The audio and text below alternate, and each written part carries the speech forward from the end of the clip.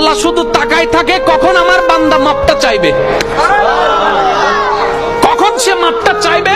মাপ চাওয়া মানে কি? সরি। সরিটা কি? আমি তার সামনে নিজেকে ছোট বানালাম, আমি তার সামনে নিজেকে অনুশোচনায় আনলাম, না আসলে আমার কাজটা ঠিক হয় নাই।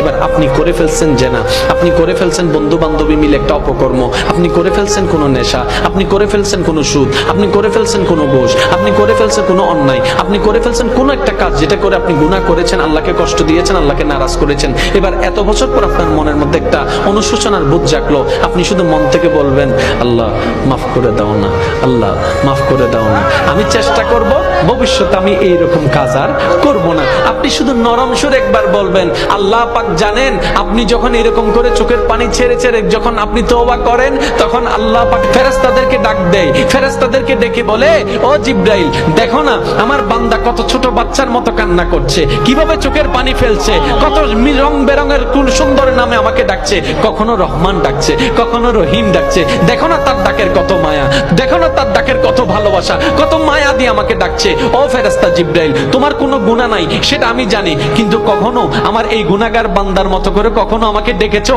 এত ভালোবেসে কখনো ডেকেছো, আমি আল্লাহর সন্তুষ্টি পাওয়ার জন্য কখনো 2 ফোঁটা চোখের পানি তোমরা ফেরেশতারা ফেলেছো? ফেরেশতারা বলে যে আল্লাহ আমাদের গুনাহও নাই, কান্না করার তো কোনো দরকার নাই।